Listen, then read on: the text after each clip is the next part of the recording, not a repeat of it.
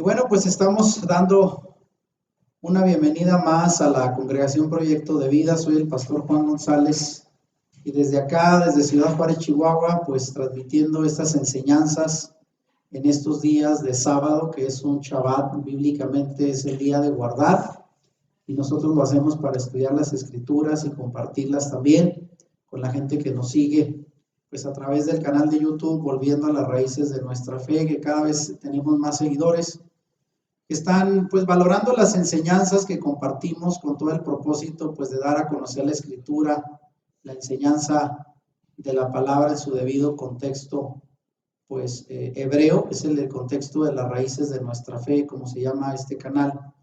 Y pues de esta manera compartiendo estos temas que esperamos sean de bendición. Últimamente hemos estado en esta serie de una perspectiva actual de las familias de la Biblia y compartiendo muchos principios de cómo podemos pues llevar nuestras relaciones familiares, del matrimonio, de la crianza de nuestros hijos mejor a partir de los modelos, de los principios de vida que tenemos en la Escritura. Así es de que el día de hoy traigo para ustedes este otro mensaje de esta serie sobre familias desde la perspectiva bíblica, y precisamente este es el nombre que le hemos puesto al tema de hoy. Le hemos llamado Ana, una mujer que conmovió el corazón de Dios. Ya le hemos hablado lo importante que en la Escritura es el modelo de las mujeres.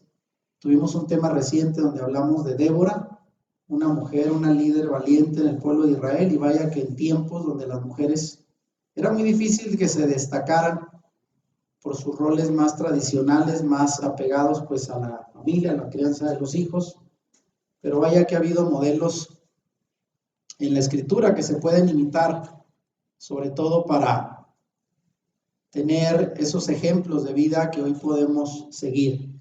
Y hoy vamos a hablar de Ana, una mujer que conmovió el corazón de Dios. Y vamos a ver quién fue esta mujer y qué fue lo que podemos aprender de su vida, pero antes de eso, recordarles que anteriormente a este tema estuvimos viendo acerca de la familia de Elí, ¿se acuerdan? Dimos el tema pasado, Elí, un padre sin autoridad, indulgente con sus hijos, de lo cual, bueno, pues él es un mal ejemplo, obviamente, de la paternidad, y esperamos hoy compartir el lado contrario, hablar de Ana, que fue un modelo de madre en el antiguo Israel. Así es de que rápidamente vamos a entrar a este tema para que desde luego tomen nota. A las personas que van a ver la grabación les invitamos a pues que nos dejen comentarios, sí los leemos, los contestamos, y nos da gusto cuando hay personas que están aprovechando estas enseñanzas. Bueno, vamos a empezar este tema, hermanos, y quiero darle rápidamente continuidad al tema pasado donde hablamos de Elí, el sumo sacerdote que batalló en criar a sus hijos y que tuvieron un final trágico, por cierto, y vemos cómo Dios estaba preparando el relevo de Elí como sumo sacerdote, como líder en el pueblo de Israel, y sobre todo cómo cambiar su descendencia. Mientras que el sacerdote Elí no corregía a sus dos hijos, que eran pues mal ejemplo, y estos seguían haciendo pecar al pueblo y desde luego profanando las ofrendas en el altar, fue el tema que vimos anterior. Dios ya estaba trabajando en preparar un plan para hacerse de un servidor que llevara a cabo su voluntad delante del pueblo de Israel. Un hombre conforme a sus propósitos, un hombre que diera cumplimiento a los mandatos de Dios, y vaya que era un tiempo difícil, donde pues era muy complicada la situación para el pueblo de Israel, había muchos enemigos, y a causa de sus desvíos de la Torá, de la ley, pues habían traído sobre sí grandes problemas. Así es que era un tiempo difícil donde faltaba un liderazgo. Elí no lo pudo continuar debido a su negligencia, ¿verdad?, con sus hijos, pero sin embargo Dios ya tenía preparado un relevo. ¿Y usted sabe quién era ese relevo? Lo vamos a ver el día de hoy en este mensaje, así es de que lo vamos a compartir. Y esto nos lleva desde luego a ver la historia de una familia hebrea, que comienza con Elcana, es el nombre del varón, y su familia. Y voy a remitirme a 1 de Samuel, capítulo 1, del verso 1 al 2. La historia bíblica narra lo siguiente. Había un hombre llamado Elcana, que vivía en Ramá, en la región de Suf, ubicada en la zona montañosa de Efraín, vean, de la tribu de los efraimitas. Era hijo de Jeroam, hijo de Liu, hijo de Tou, hijo de Suf, de la tribu de Efraín. Elcana tenía dos esposas, Ana y Penina. Penina tenía hijos, pero Ana no. Así es que aquí tenemos una familia. Elcana era el varón, ¿verdad?, que vivía entre las tribus de Efraín. Y obviamente, pues, este hombre tenía, en aquel tiempo no nos parezca algo negativo, ¿verdad? Tenía dos esposas, Ana y Penina, pero dice que Penina tenía hijos y Ana era estéril. Y así empieza la historia. Ahora, ¿quién era Elcana? Su nombre significa a quien Dios ha comprado. Él era un levita de la familia de Coad que vivía en la tribu de Efraín, allá en las montañas. Hay que recordar que los levitas tuvieron como principal herencia encargarse de todo lo relacionado al templo, al santuario, a la adoración, al oficio de ser sacerdotes, pero ellos no recibieron tierras por heredad. Así es de que tuvieron que buscar dónde vivir. Y en el caso de Elcana, que era un levita de la familia de Coad, él decidió vivir en las montañas entre las tribus de los efraimitas. Y es sorprendente, vean, esto es un detalle que muchos no conocen, que Samuel, el ya conocido profeta en Israel, fuera descendiente de la familia de Coré. Si ustedes se recuerdan de Coré, nos habla en el libro de Números, capítulo 16, quien fue uno de los líderes que se opuso a Moisés y a la decisión del Señor de convertir en sacerdotes a los hijos de Aarón. Él no estuvo de acuerdo, él quería ser parte, pues, de ese ministerio que le fue heredado a Aarón y a sus hijos, y él fue uno de los que se opuso y, por cierto, recibió un juicio, un castigo. Sin embargo, esto es una evidencia de que los hijos no reciben castigos por los pecados de sus padres. Y al revés, los padres podemos actuar bien y pensamos a veces que los hijos van a ser bendecidos en automático por tener padres piadosos, y no siempre ocurre. Y también aquí vemos el lado contrario, ¿verdad? Coré fue un hombre rebelde y de ahí provino un gran hombre como fue Samuel el profeta. Ahora, volviendo a la familia del Elcana, bueno, el nombre Ana significa afabilidad, una mujer afable. Y Penina significa la del pelo abundante. Así es de que estos son los significados de esta familia. Elcana, sus dos esposas, Ana y Penina, vivían entre la tribu de Efraín, pero ellos eran una descendencia, una familia levita, por lo tanto ellos tenían derecho a los oficios sacerdotales del templo. Esa era parte de su herencia dentro del pueblo de Israel. Ahora, siguiendo la historia de Elcana y su familia, sigue diciendo primero de Samuel 1, del 3 al 5, es donde estamos basando esta historia, y dice: cada año Elcana viajaba a la ciudad de Silo para adorar al Señor de los ejércitos celestiales y ofrecerle sacrificios en el tabernáculo. Los sacerdotes del Señor en ese tiempo eran los dos hijos de Eli, de los cuales ya hablamos en el tema pasado, llamados Ofni y Fines. Cuando Elcana presentaba su sacrificio, les daba porciones de esa carne a Penina y a cada uno de sus hijos. Sin embargo, a Ana, aunque la amaba, solamente le daba una porción selecta, porque el Señor no le había dado hijos. Y ahí tenemos pues esta familia, ¿verdad? Como Penina disfrutaba pues de un privilegio por ser madre de varios hijos, y Ana pues era estéril, y obviamente dice aquí que la amaba, ¿verdad? Su esposo, pero esta era su pena, que no tenía hijos. Ahora bien, esto era precisamente lo que representaría lo que llamamos la desgracia de Ana, la esterilidad. Y sabemos que este era un problema muy común. Varias de las patriarcas del pueblo de Israel, desde luego incluyendo a Sara, a Raquel, fueron mujeres estériles, pero también, bueno, de ahí la mano de Dios se ha manifestado. Amén. El día de hoy mucha gente que también, mujeres, he conocido, incluso dentro de las personas que ayudamos, mujeres que tienen problemas de esterilidad.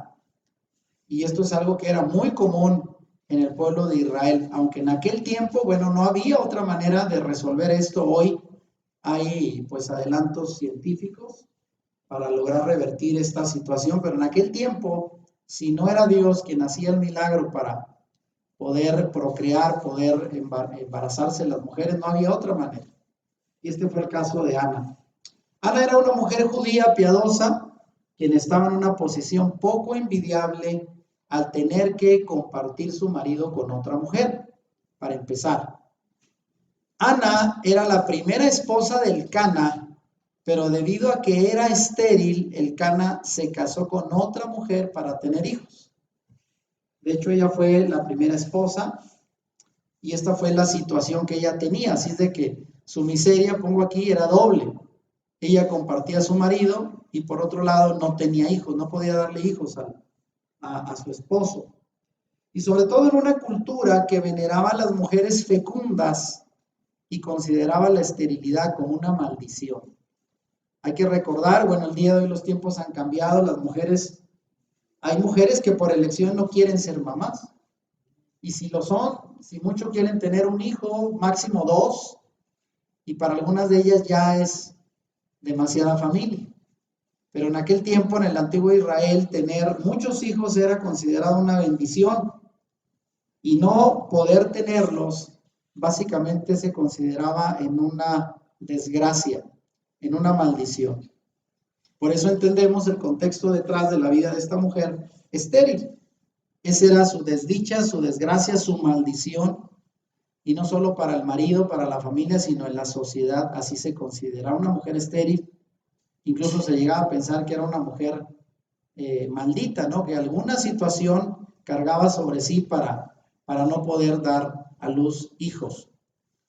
Ahora, esto trajo desde luego pues las burlas de Penina, la otra mujer de su esposo. Y dice primero de Samuel 1 del 6 al 7. De manera que Penina se mofaba y se reía de Ana porque el Señor no le había permitido tener hijos. Ahí pongo una imagen, ¿no? De cómo se ve lo que sería Penina con sus niños ahí jugando y Ana pues sufriendo, ¿verdad? Porque pues ella siempre aprovechaba para hacerle burla, ¿verdad? Por su esterilidad. Y dice la Escritura, año tras año sucedía lo mismo. Pues esto estuvo ocurriendo por un buen tiempo. Penina se burlaba de Ana mientras iba al tabernáculo. En cada ocasión, Ana terminaba llorando y ni siquiera quería comer. Así es de que cuando alguien está atribulado, deprimido, afligido, sabemos que, entre otras cosas, entre otros síntomas, se van las ganas de comer. Y es que esta mujer duró un buen tiempo así, siendo pues la burla de la otra mujer de su marido. Así es de que esta era la condición de Ana. Ana, como primera esposa, gozaba del amor y la preferencia de su marido. Quiero comentarlo, ¿no? Así lo dice el texto bíblico. Por lo que Penina, en venganza, no dejaba de menospreciar y burlarse de la esterilidad de Ana. Tales mofas no solo le quitaban el apetito a Ana, sino que también hacían que se abstuviera de participar de las fiestas del santuario. ¿Por qué? Porque al menos los varones judíos de aquella época, y máxime cuando provenían de la tribu de Leví, que eran sacerdotes, tenían que ir cuando menos 3 veces a visitar el santuario. Las 3 fiestas principales que ya conocemos eran la Pascua, Pesaj, la fiesta de Pentecostés, Shavuot, y la fiesta de, ¿cuál otra? De Sukkot, era donde iban a poner cabañas. Así es de que eran 3 fiestas durante la primavera, el verano y el otoño, y ella no quería ir porque pues iba sola. O sea, ¿cómo se vería? Imagínense acompañar al marido que llevaba a la otra mujer con varios hijos y ella sola. Y cuando ofrecían el sacrificio para los levitas, que eran participantes del santuario, les correspondía una parte de la carne que sacrificaban y se la comían en familia y ella sola. O sea, era una situación complicada. Por eso ella decía, yo no voy al santuario porque era pasar una vergüenza pública, ¿no? ¿Qué pasa con esta mujer? Y lo que le preguntaran al Cana, ¿verdad? Que era un de la tribu de Leví. ¿Qué pasa? Bueno, es que son dos mujeres, pero ella no puede tener hijos, no me ha dado hijos. Y era una constante, pues, de ella sentirse avergonzada, vamos, entendemos la situación. Ana, por el contrario, no pagaba con la misma moneda, o sea, ella no se vengaba de la otra mujer, sino que ocultaba su amargura y lloraba en silencio su desgracia. ¿Cuánto tiempo vivió así? Bueno, al menos dice que fueron varias ocasiones. Ahora, dentro de esto que llamamos la desgracia de Ana, Ana lloraba constantemente, no podía comer y tampoco responder a la sincera consolación de su esposo, porque versículos más adelante de este primer capítulo de Samuel dice lo que el Cana trataba de hacer para consolarla. Y vean, estas eran las palabras. Le decía, ¿por qué lloras, Ana? Le preguntaba el Cana, ¿por qué no comes? ¿Por qué estás desanimada? ¿Solo por no tener hijos? Y él le decía en forma de consuelo, ¿me tienes a mí? ¿Acaso no es mejor que tener 10 hijos? O sea, él se refería a lo mucho que él la quería, la apreciaba, pero obviamente no, pues no iba a sustituir el amor del marido a el amor que genera, pues, tener un hijo, obviamente, para una mujer. Pero era la manera en que el Cana trataba de darle ánimos, ¿verdad? No sé si sería, pues, una manera no suficiente, porque muchas veces ya ven, cuando uno quiere animar a alguien, pues no siempre utiliza palabras que realmente ayudan. Alguien dirá, bueno, pues no es lo mismo, ¿verdad? Él decía, ¿acaso no soy mejor que tener 10 hijos? Tal vez Ana le diría, pues, sí quisiera mejor tener los 10 hijos, ¿no? Pero era una manera donde él quería darle consuelo y sobre todo atenuar un poco el dolor, la angustia que ella vivía. Para demostrar su amor, vean, él, el Cana, le daba una doble porción del sacrificio, lo suficiente para 2 personas. Y con esto como para indicar que él la amaba tanto como si ella le hubiera dado un hijo. O sea, le daba 2 porciones, no porque Ana se las pudiera comer, porque incluso ni apetito tenía, sino era una forma de decir, mira, te doy doble, porque para mí me da igual, si no puedes tener un hijo es como si lo tuvieras. Estoy feliz contigo, no ocupo hijos, pero obviamente eso no la consolaba. Ana quería ser madre y desde luego que padecía mucho por esta condición. Ahora viene aquí pues cómo este es el contexto alrededor de la vida de Ana, una mujer estéril. Y finalmente, primera de Samuel 1 del 9 al 10 viene lo que es el ruego, la oración de Ana por un hijo. Y vean cómo ella lo hace. Una vez, después de comer lo que fue ofrecido como sacrificio en Silo, Ana se levantó y fue a orar. Aprovechó que estaba en el santuario y dijo, este es el momento. Seguramente ella lo venía haciendo cada vez que iba al altar, al santuario de adoración en Silo. Y dice en esta ocasión que el sacerdote Elí estaba sentado en su lugar de costumbre junto a la entrada del tabernáculo. Ana, con una profunda angustia, lloraba amargamente mientras oraba al Señor. Y vean cómo enfatiza aquí la escritura, cómo Ana aprovechó para rogar en aflicción delante de Dios y en busca de consuelo. Y esto nos enseña, hermanos, cómo en la oración, desde luego, se convierte en un buen instrumento para llevar nuestras cargas, amarguras y sobre todo dificultades ante la presencia de Dios cuando estamos así quebrantados. Y esto ha sido siempre un recurso y lo seguirá siendo. La oración es un medio por el cual descargar pues todas nuestras emociones, nuestras luchas, tribulaciones, delante de alguien que sabemos nos va a escuchar. Y esto debe de ser todavía un motivo, un recurso actual en los momentos de prueba, porque todos vamos a pasar. Ahora que estamos viendo esto de la ola del COVID, por donde quiera veo por ahí en redes sociales, pedimos la oración. Y qué bueno que tengamos este recurso, porque es una manera, y siempre he dicho que las pruebas, las circunstancias difíciles son la mejor manera que nos empujan a buscar a Dios. Si no tuviéramos estas condiciones, quizás ni nos acordáramos, pero la oración siempre es y será un recurso para hallar consuelo en tiempos de aflicción. Y Ana hace uso de la oración y también la fe para esta situación particular que ella vivía.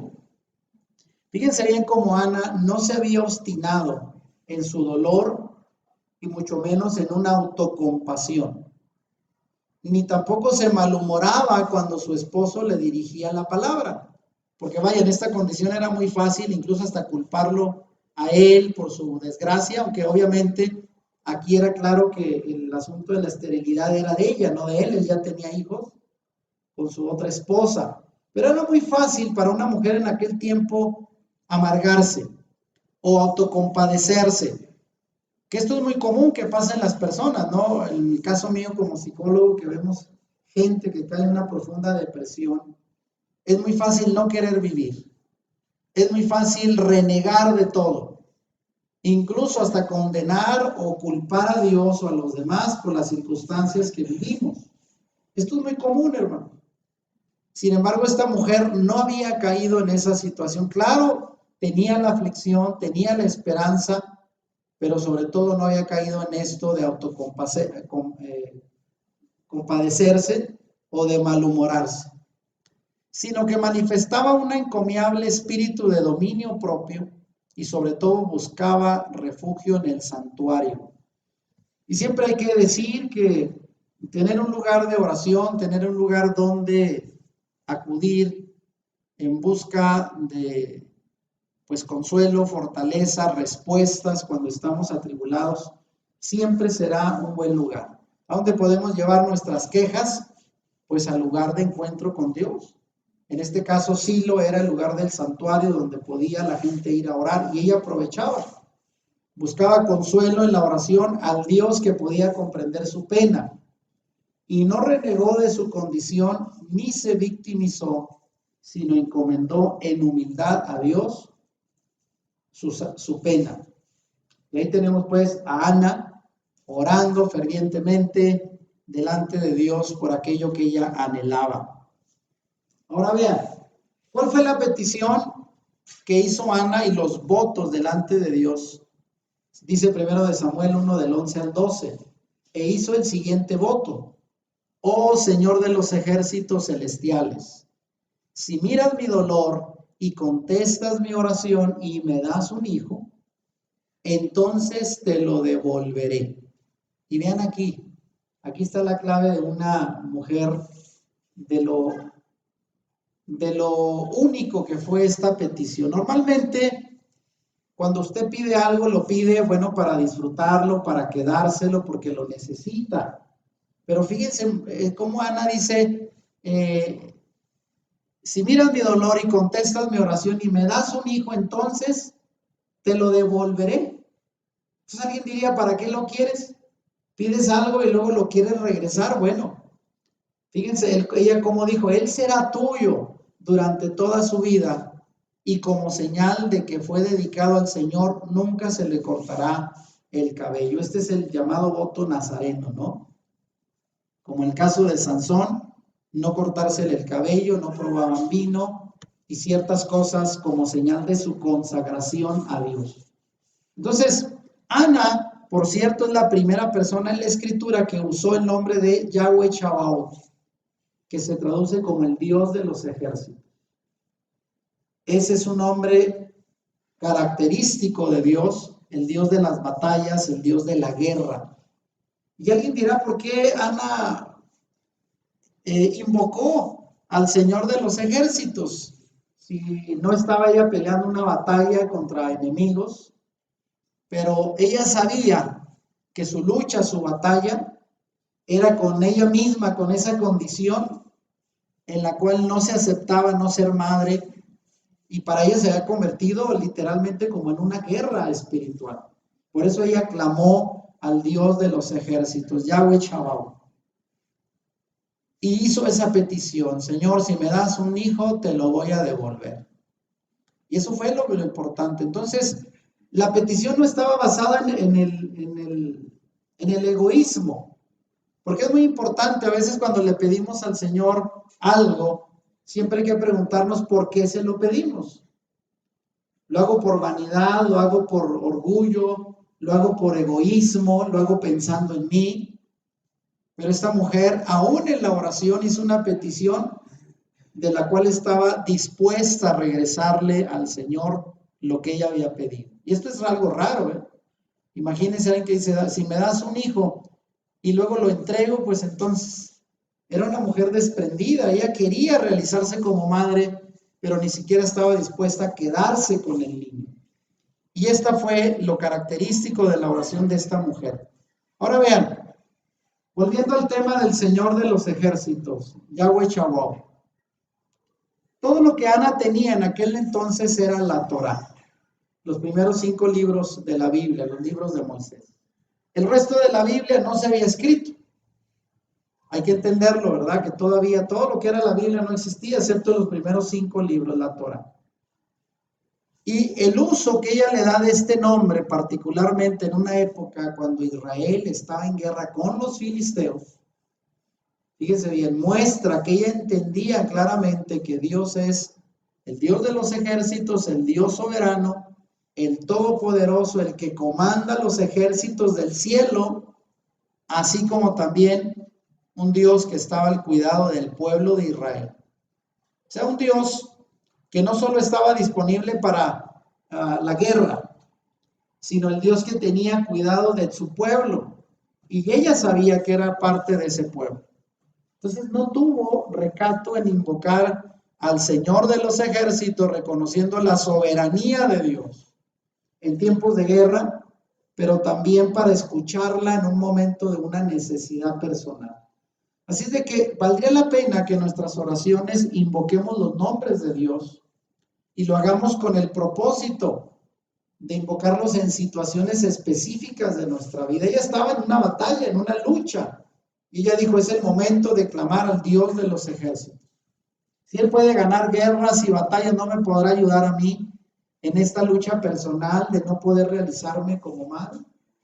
Y fue esa la manera en que ella se acercó al Señor, invocándolo como el Señor de los ejércitos celestiales. Amén.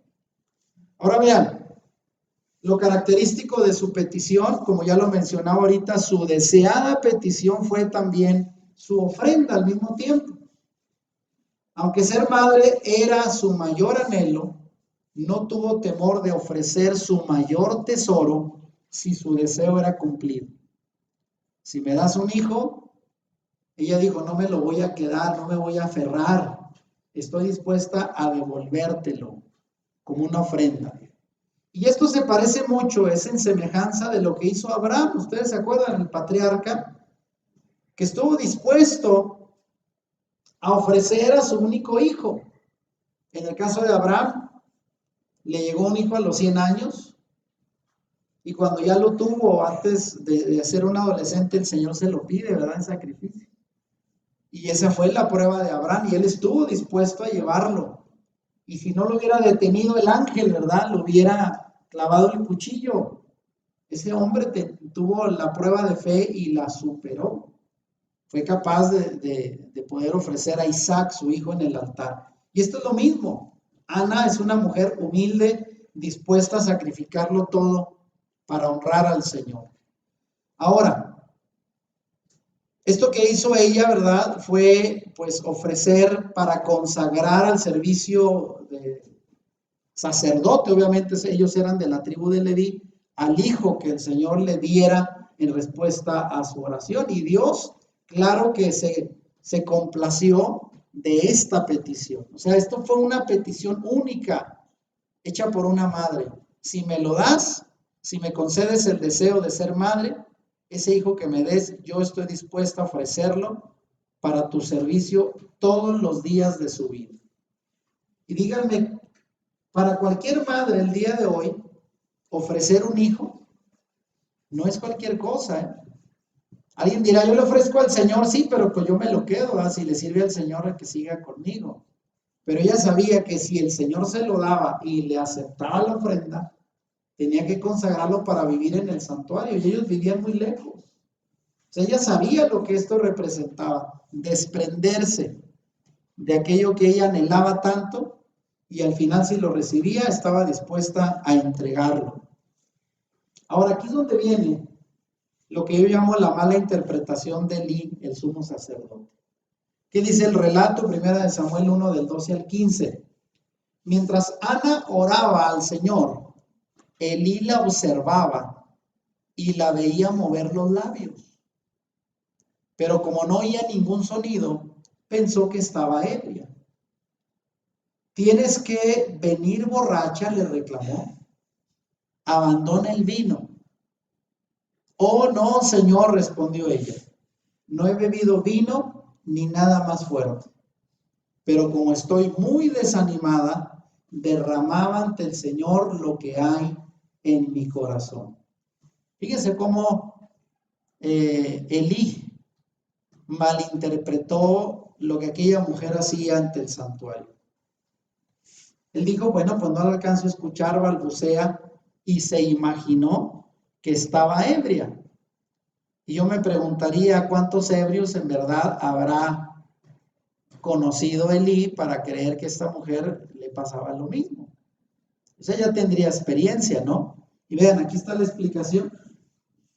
Elí, el guardián del santuario, y siendo la autoridad principal en el templo y en la enseñanza de la Torá, de la Escritura, se equivocó al juzgar a la ligera a Ana y no por los verdaderos sentimientos que ella la llevaron al santuario a orar. Y aquí le pongo, la juzgó por el criterio de su propia experiencia, quizás con sus malvados hijos. Ellos sí, dice la Escritura, que se embriagaban y hacían lo que se les daba en gana. Por eso digo, ¿de dónde vería él que esa podría ser una manera de estar embriagado? Quizás de sus hijos. Sin embargo, y a pesar de sus imperfecciones, como sacerdote, como líder espiritual y como padre, ya lo vimos, Elí, mediante la experiencia que tuvo con Ana, el Espíritu Santo le reveló que Dios tenía en cuenta los motivos del corazón de aquella mujer. O sea, se equivocó, sí, la juzgó pensando que estaba borracha y hasta le pidió, ¿verdad? Digiere tu vino y salte de aquí, no puedes estar embriagada en el santuario. Sin embargo, el Señor le dio una lección y una revelación. ¿Cuál fue la respuesta de Ana? Bueno, primera de Samuel 1 del 16 al 18 dice, no piense que soy una mujer perversa, pues he estado orando debido a mi gran angustia y a mi profundo dolor. En ese caso le dijo Elí, ve en paz, que el Dios de Israel te conceda lo que le has pedido. Y ella dijo, oh, muchas gracias, exclamó ella. Así que se fue y comenzó a comer de nuevo y ya no estuvo triste.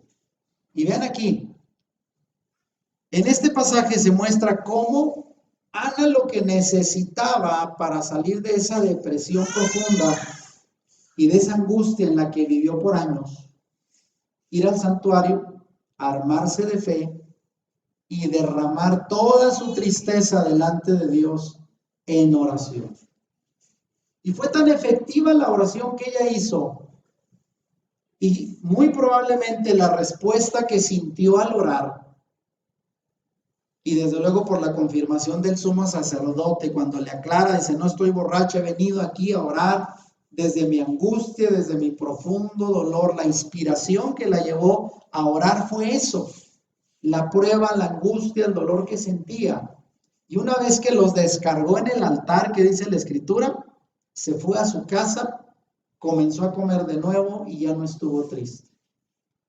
¿Sabían ustedes que esto debiera de ser la señal cuando oramos al Señor con profunda convicción y fe?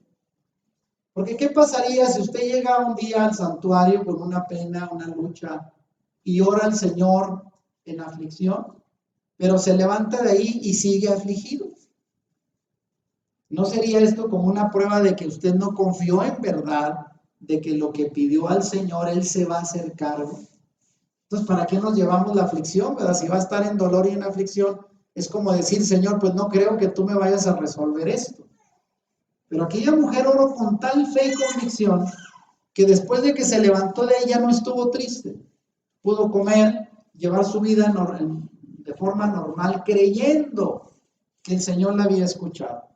Si él iba a actuar, lo iba a hacer a su manera, a su tiempo, pero ella dijo, ya descargué mi angustia y mi profundo dolor, y se sintió liberada de su alma de aquella angustia. Esto es muy importante. Cuando uno ora de esta manera con fe, debiera de sentir libertad al creer que Dios se hará cargo de nuestra necesidad. Ahora vean la respuesta de Ana al sumo sacerdote Elí, desde luego con tranquilo dominio propio, y aún siendo juzgada por un reproche tal como el que le hizo el sumo sacerdote, que era una autoridad, desde luego, en el templo. Ella, con toda suavidad y respeto por el que estaba en un puesto de autoridad, como era Elí, se refirió más bien a sus dolores personales que habían provocado la falsa interpretación de Elí, y sin temor afirmó su inocencia. Le dijo, no estoy borracho. Y esto nos recuerda el mismo espíritu que tuvo el Mesías Yeshua cuando le respondió a sus falsos acusadores. ¿Se recuerda? Cuando ante Poncio Pilato, el gobernador romano, le dijeron, este ha pecado, es un blasfemo, y ha dicho esto y esto y esto en contra de la ley y en contra de Roma. ¿Y se recuerdan cuál fue la sorpresa de Pilato? Cuando le dijo, oye, ¿y no dices nada en contra de estos que te acusan? Y vean, ella tuvo el mismo espíritu, ¿verdad? En lugar de defenderse, ella dejó pasar eso. Y con humildad no quiso responderle al sumo sacerdote. Ella sabía, en aquel tiempo el sumo sacerdote era autoridad, el mismo Yeshua dijo. Cuando le contestó a Caifás y alguien le golpeó la mejilla, le dijo, no le contestes así al sumo sacerdote. Y él dijo, lo siento, no pensé que era el sumo sacerdote. Él sabía que era una figura respetable, aunque se equivocaba. Y esto es lo que aprendemos de Ana, su humildad para no defenderse ante aquella crítica que le hizo Elí falsamente. Ahora, lo más importante es que después de orar, Ana tuvo paz. Al declararle Elí, después de que ella le dijo, no estoy borracha, por esto he venido a suplicar al Señor, a derramar mi alma. Él le dijo, ve en paz y que el Dios de Israel te conceda lo que le has pedido. Y esa palabra se cumplió. Era el sumo sacerdote el que dijo aquello y el Señor respaldó eso. Elí prestamente reconoció que la mano de Dios estaba ahí, porque aquella mujer era motivada por un propósito y una necesidad legítima. No lo hacía como un capricho, porque a veces vamos al Señor pidiendo cosas que a veces se vuelven un capricho para alimentar nuestro ego. Señor, quiero que me regales esto, quiero que me des. Y tiene que ser así, ¿verdad? Necesito un carro, pero lo ocupo así y así. Y a veces podemos caer en una vanidad, en orgullo al hacer una petición, pero la motivación de Ana fue correcta. Y por inspiración del Espíritu Santo, el sumo sacerdote Elí pudo indicar y confirmar la aprobación divina ante la petición de Ana. Y dice aquí, la paz solo viene cuando cesan las hostilidades y cuando hay una entrega plena. O sea, ella nunca, acuérdense, le había hecho rivalidad a Penina. Penina se burlaba de ella y ella no le respondía. No dice la Biblia que hubiera pelea entre mujeres. Ella guardó esa pena y dice que cuando Ana hizo entrega al Señor de su petición, de su ilusión, descubrió que la enemistad con Penina y sus burlas dejaban de herirle. Y ahí es donde obtuvo la paz. Ella dijo, bueno, si el Señor quiere, ya le expuse mi causa y Él va a obrar. Por lo tanto, voy a olvidarme ya de las críticas, de las burlas de Penina. Voy a dejar de que esto sea algo que me moleste y algo que me lastime. Y le dejó todo en las manos del Señor y con ello obtuvo la paz. Y esto deberíamos de aprender nosotros, porque muchas veces en nuestro afán por obtener lo que queremos o por la sensibilidad de sentirnos heridos, lastimados por alguien que no comprende nuestra necesidad, nos enfrascamos a veces en problemas con los demás. Somos muy sensibles a que la gente nos critique, mucho menos se burle de nosotros. Y hay gente que se engancha con medio mundo, ¿eh? Cuando esta mujer dijo, bueno, pues sí, Si esto va a ser, si es la voluntad de Dios, pues ¿de qué me voy a quejar? Y si Dios me va a dar respuesta, pues también, ¿para qué entonces me armo de peleas con alguien que trata solamente de herirme, de exhibirme, de burlarse? Y ella dejó de ponerle atención a Penina. Y ahí se acabó el problema. Obviamente Penina, al darse cuenta que ya no le afectaba a Ana sus críticas, pues dejó de criticar. Y ahí obtuvo la paz que tanto quería. Ahora, la historia desde luego termina con un final feliz porque Dios responde a la oración de Ana. Y vean lo que dice primero de Samuel 1:19 al 20. Temprano a la mañana siguiente, la familia, después de estar en el santuario, se levantó y una vez más fue a adorar al Señor. Porque iban al templo y no para ir un par de horas, como lo hacemos muchos hoy. Ellos venían de lejos a las festividades, se quedaban al menos 3 o 4 días hasta que todo terminara, antes de regresar a casa. Y dice la escritura, después regresaron se levantó una vez más y fue a adorar al Señor, y después regresaron a su casa en Ramá. Ahora bien, cuando Elcana se acostó con Ana, el Señor se acordó de la súplica de ella, y a su debido tiempo dio a luz un hijo, a quien le puso por nombre Samuel, porque dijo, se lo pedí al Señor. Y eso significa, Samuel, una petición al Señor. Y Dios oyó su clamor. Ahí está la respuesta. Y le puso ese nombre con toda la intención de decir, tú fuiste pedido al Señor y el Señor me concedió tenerte. Fue un milagro. Samuel fue un milagro, una respuesta directa del Dios Todopoderoso. Y es aquí donde me refiero a la oración que mueve el corazón de Dios. Cuando Ana había llegado a su punto más bajo de su autoestima, de su aflicción, y necesitaba al Señor desesperadamente, fue ahí donde ella hizo la petición y el Señor le contestó. Siempre he dicho que las oraciones más efectivas, hermanos, son aquellas que nacen de un corazón afligido, rendido, humillado, incluso golpeado por las situaciones, porque ahí la petición, más que unas frases de la boca, porque acuérdense cuál fue la característica de Ana, ni siquiera su oración fue audible, fue tan bajo el tono que solamente Dios la escuchó.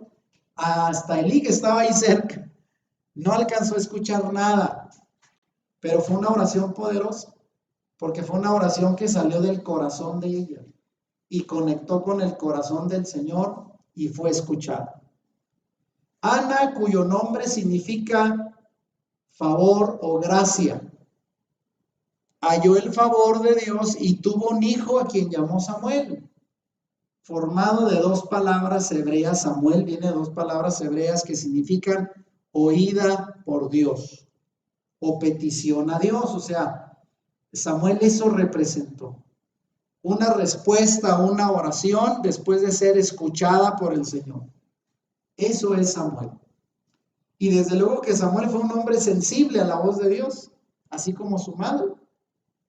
Obtuvo ese favor, ese acceso al corazón del Señor, precisamente por la inspiración de su oración, que fue el dolor y la amargura, fue lo que la inspiró. Y eso halló favor delante del Señor. Así de que no, debo decir que a veces las oraciones más escuchadas, hermanos, van a ser aquellas que hacemos en profunda aflicción, quebrantamiento y desesperación. Son las mejores, ¿sabían? Porque ahí no pedimos desde la mente, sino desde el alma que está afligida. Y es aquí como la Biblia nos dice, no dice cuántos años Ana sufrió por su esterilidad, pero lo que sí estamos seguros es que durante esos años que ella pasó en esta condición, Dios sin duda estaba moldeando a Ana en la persona que él quería que fuese. Literalmente en el pueblo de Israel, la representación que hay con lo que es la prensa de los olivos, ¿se acuerdan que el aceite de la oliva cómo se hace? Prensándola, pero a fondo, sacándole todo el aceite. Esa prensa representa lo mismo cuando el Señor nos pone bajo la prueba y nos machaca para sacar lo más preciado, que es el jugo de la aceituna que luego se prende en el santuario. Ese es el combustible para prender la menorá que alumbra en el santuario. Es la mejor ofrenda, pero tiene que prensarnos, y esto es lo que hizo con el corazón de Ana previamente. Por eso pongo aquí que Dios usa nuestro sufrimiento para su gloria. Dios nunca desprecia nada de lo que Él permite en nuestras vidas, particularmente nuestro sufrimiento. Él usa todas las cosas para nuestro bien y su gloria a fin de conformarnos a la imagen de su Hijo. Porque el hecho de vivir bajo la prueba, bajo la adversidad, bajo el sufrimiento, no es con el propósito de acabar con nosotros, sino el Señor quiere sacar lo mejor de nosotros. Y eso implica un cambio de carácter a semejanza a la imagen de su Hijo. Y esto dice Romanos 8:28. Pablo, tomando esta experiencia, dice: y sabemos que Dios hace que todas las cosas cooperen para el bien de quienes lo aman y son llamados según el propósito que Él tiene para ellos. Entonces, todo lo que ocurre en nuestra vida como creyentes va de acuerdo al plan de Dios, aunque a veces no nos gusta. ¿A quién de nosotros nos gusta que nos vaya mal? O que nos vaya pésimamente mal, pues nadie. Pero esas son las mejores oportunidades que Dios nos da para quebrantarnos, para moldearnos, para trabajar con nuestro carácter y sacar lo mejor de nosotros, ¿verdad? Para que brillemos tiene que tallarnos, y duro a veces, y duele eso, pero sacamos el mejor brillo. Así sabe el Señor trabajar con sus hijos, de manera que el sufrimiento siempre es para su gloria. Y vean lo que pasó con la historia, continuando, 1 Samuel 1 del 21 al 23 dice: al siguiente año, Elcana y su familia hicieron su viaje anual para ofrecer sacrificio al Señor y para cumplir su voto. Porque como eran parte de la tribu de Leví, tenían que estar en el santuario cada año. Pero Ana no los acompañó y le dijo a su esposo: esperemos hasta que el niño sea destetado. ¿Cuánto tomaba eso? Aproximadamente 3 años. Entonces lo llevaré al tabernáculo y lo dejaré ahí con el Señor para siempre. Haz lo que mejor te parezca, acordó Elcana. Quédate aquí por ahora y que el Señor te ayude a cumplir tu promesa. Así que ella se quedó en casa y amamantó al niño hasta que lo destetó. O sea, ella estuvo un tiempo sin ir al santuario para ocuparse del trabajo de criar al niño hasta que estuviera preparado y ya no necesitara amamantarse para entregarlo como ella había prometido al Señor. Y vean, el esmero de una madre piadosa. Para Ana, Samuel no era tan solo un niño que criar, sino se convirtió en una ofrenda dedicada a Dios. Como diciendo: hijo, te tengo que cuidar bien, porque voy a cumplir mi promesa. Tú eres mi regalo y mi ofrenda al mismo tiempo. Qué tremendo, ¿eh? Imagínense criar al niño 3 años para amamantarlo, era aproximadamente el tiempo que duraba amamantar a un niño, sabiendo que no se lo podía quedar. Obviamente, como madre, pues el instinto era protegerlo, quererlo, y de momento yo no sé si Ana dijera: ay, pues me lo quedo, es mi hijo, es mi único hijo. No, ella sabía que era su ofrenda a Dios. Por tanto, procuró educarlo para él desde sus primeros años, porque sabía dónde iba a terminar, en el santuario, sirviendo al Señor toda su vida. Y con mucha solicitud y oración atendió las necesidades físicas de su hijo y dirigió los pensamientos de él al Señor de los ejércitos apenas tuvo uso de razón. Él lo educó bien, se esmeró en criarlo, no solo físicamente, sino instruirlo, porque sabía cuál iba a ser su destino. Y sabían ustedes que los primeros años de los niños es la etapa mejor donde podemos influir en ellos. Los primeros 6 años. Y esta mujer trabajó con esmero en su niño al menos los primeros 3 o 4 años, tal vez. Pero otra cosa que sobresale en esta narrativa es que Elcana, su esposo, apoyó a Ana.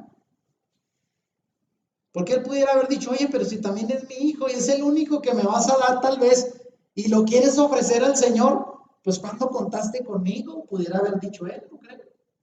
Pero ¿cuál fue su declaración? Realice el plan del Señor, realices el plan del Señor para Samuel. Si eso es lo que tú ofreciste, mujer, adelante, hazlo.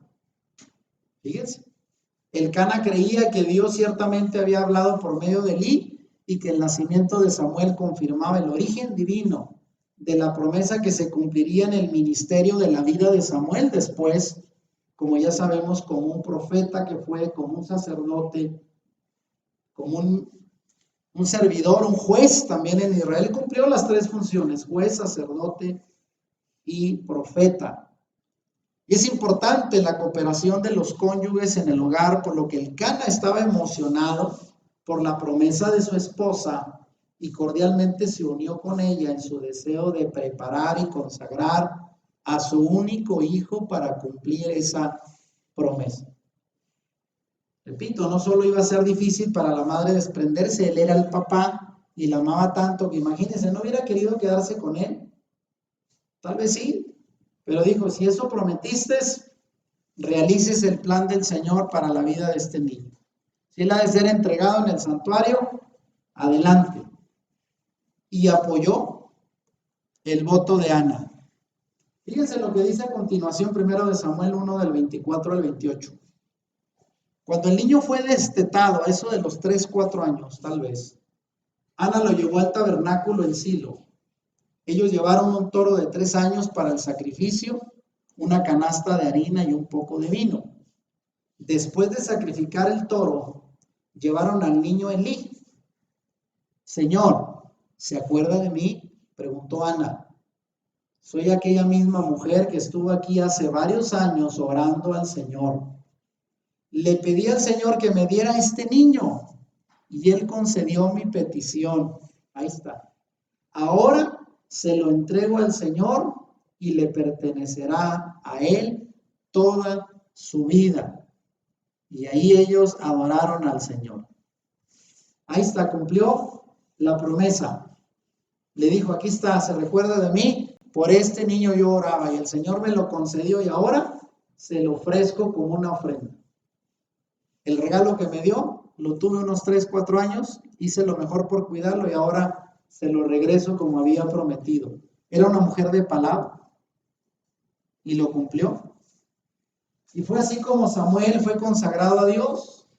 Dice el verso 18 y 19 del capítulo 2 del primer libro de Samuel. Pero Samuel, aunque era solo un niño, servía al Señor. Vestía una túnica de lino como la del sacerdote, y cada año su madre le hacía un pequeño abrigo y se lo llevaba cuando iba con su esposo para el sacrificio. Yo me pregunto, ¿iría Ana cada año las 3 veces que le correspondía? Claro, iba con gusto a adorar porque sabía que iba a ver a su niño crecer. Y vean lo que me gusta de esta frase, dice, pero Samuel, aunque era solo un niño, servía al Señor. Yo me pregunto, ¿en qué lo podría haber servido si era un niño quizás de 4, iba creciendo 5 años? Bueno, pues en tareas sencillas que hacían los sacerdotes en el santuario. Ahora sí que él aprendió desde muy pequeño. Y esto nos enseña cómo los niños pueden aprender desde luego de esta etapa temprana, porque a veces uno lo subestima, ¿verdad? Uno dice, ya hasta que entre a la primaria a lo mejor aprende a leer y algo se le queda, ¿no? El niño aprende desde que está en el vientre. Entre más chiquitos, mejor van a asimilar la palabra. Y vean, ahí vemos al pequeño Samuel con su túnica de lino como los sacerdotes, ya aprendiendo el oficio desde pequeño. Y fue consagrado desde entonces por su madre. Y su madre, claro, iba y le llevaba cada año su ropita porque iba creciendo, ¿no? Se la confeccionaba su madre con mucho cariño. Ahí lo vemos. Y Dios bendice a Ana por su ofrenda. Ella fue capaz de ser desprendida, fue generosa y eso tuvo recompensa y la recompensa fue más hijos. Ahí está, después de ser estéril, ¿qué dice primero de Samuel 2, 20 y 21? Antes de que ellos regresaran a su casa, Elí bendecía al Cana. Cada vez que ellos iban a llevar la ropita al niño, él los bendecía, el sacerdote. Les tomó cierto afecto y les sorprendió, ¿verdad? Esta mujer se desprendió de un niño, su único hijo, y cada vez iba y la bendecía y le decía que el Señor les dé otros hijos para que tomen el lugar de este que ella entregó al Señor. Entonces el Señor bendijo a Ana y ella concebió y dio a luz 3 hijos y 2 hijas. O sea, el Señor le dio quíntuple regreso de lo que ella había ofrecido. 5 hijos. Alguien diría, bueno, el Señor le pagó bastante generoso, ¿eh? Por uno le dio 5. Entre tanto, Samuel crecía en la presencia del Señor. Esto qué bonito, esta frase. ¿Cuántos no queremos, desearíamos nuestros hijos vayan creciendo en la presencia del Señor? O sea, ¿qué aprendió Samuel? Todo lo que estaba en el santuario, el oficio del sacerdote, la Torá que se leía, lo que se invocaba al Señor, o sea, pura palabra. O sea, este niño fue alimentado con pura presencia del Señor. ¿Qué más necesitaba? Amén. Así fue Samuel, un hombre consagrado al Señor. Y ahí vemos, vean, cómo le llevaba cada año, iba creciendo, su abriguito, su ropita, iba. Pero ya tenía 5 hijos. Y aquí es donde quiero concluir este mensaje. ¿Cuán grande es la influencia de una madre piadosa? Es tan importante la influencia de una madre piadosa para el futuro espiritual de sus hijos y de toda una nación.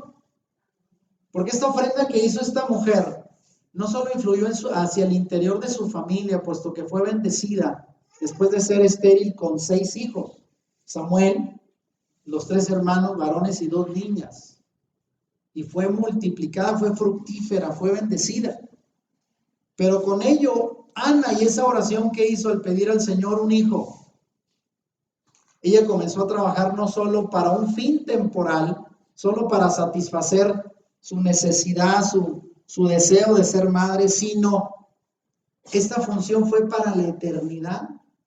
¿Y sabía usted que cuando creamos hijos, estamos creando hijos no solo con un fin temporal, sino con un futuro? ¿Qué será de esos hijos que creamos? Y ella sabía que tenía la sagrada responsabilidad de imprimir en su pequeño Samuel la imagen divina y se esmeró en cumplirlo. Y esa influencia logró que Samuel fuera un gran siervo de Dios. Samuel llegó a ser, en base a la fe y al actuar de su madre. De hecho, él, si su madre no lo hubiera pedido como lo hizo Samuel, no existiría. Y vayan a ver ustedes la influencia que tuvo Samuel en el pueblo de Israel. Fue un gran varón de Dios. Y todo debido a la influencia de su madre desde niño. Por eso, digo, el ser padre, ser una madre, no es una tarea sencilla. No es solo darlos a luz y alimentarlos, como hoy en día muchas personas creen, ¿eh? Muchas familias se están arrastrando tantos problemas porque los padres hemos pensado que tener los niños y tenerles todo lo material que necesitan, ya cumplimos. Y podemos pasar horas y horas trabajando para tenerles la tablet y el celular y su cuarto, todo lo que pidan. Pero ¿qué de la parte espiritual? Esa es la carencia principal de las nuevas generaciones. ¿Qué tanto saben de Dios? ¿Qué tanto de la presencia de Dios hay en sus vidas? Como en el caso de Samuel, dice que iba creciendo en la presencia del Señor. Y esto es una tarea de crianza que va a influir en la eternidad, en el futuro de los hijos, el futuro de la sociedad, como fue el caso de Samuel, un gran varón que influyó en todo el pueblo de Israel gracias a la petición de una mujer como fue su madre, Ana. Y aquí es donde vemos pues cómo en la Biblia hay grandes mujeres. Y más de una vez se les ha confiado a ellas, a una sierva del Señor, la tarea de reavivar la decaída fe de un pueblo desanimado o inclinado al pecado, que hace difícil comprender que Dios usa lo débil del mundo. Según el concepto humano, las mujeres para propósitos realmente sobresalientes. Y aquí solo menciono algunas mujeres como Jocabed. ¿Quién fue Jocabed? La madre de Moisés. Y vaya que Moisés estuvo a punto de morir por aquella orden de Faraón de matar a todos los niños, ¿se recuerdan? Y la mamá fue la que lo sacó adelante con esa ocurrencia, alguien diría, de ponerlo en un canasto en el río. Alguien diría, pues se te va a ahogar, se te va a hundir el barco con el niño. No, Dios hizo la obra de manera especial usando a las mujeres. O la visión de Ana, ¿verdad? Al pedir a Samuel. O el sentido de humildad de María cuando respondió al ángel después de anunciarle el nacimiento del Mesías. He aquí la sierva del Señor, hágase conmigo conforme a tu palabra. Así es de que hay mujeres en la escritura que se destacaron en traer a grandes hombres, ¿sí? En la historia bíblica. Y ese fue el ejemplo, la labor, la influencia de las madres, más que los padres, detrás de estos personajes bíblicos. Y aquí terminamos con esto, vean. El gran reto de las madres hoy. El día de hoy las madres creyentes tienen el mismo desafío de criar a sus hijos bajo un enfoque espiritual. Porque decía ahorita, lo más fácil es trabajar para tenerles todos los lujos materiales. Eso, digo, no es que sea fácil, pero creo que es lo menos difícil de la crianza. Que los hijos pidan algo, ahí está cada vez que pidas algo, ahí lo tienes. Pero ¿será realmente el enfoque principal que Dios manda hacer en la crianza de los hijos hoy? ¿Y qué de los valores? ¿Qué de lo espiritual? ¿Qué de los principios que trascienden a esta vida terrenal? Va mucho más de darles cosas, de cumplirles caprichos. Y más allá de solo criarlos y orientarlos a que sean personas exitosas en la vida, porque muchas veces le apostamos, sí, que sean buenas personas, que tengan buen estudio, buena preparación, que se destaquen, está bien. Pero ¿qué de la parte espiritual? ¿Qué de la parte moral?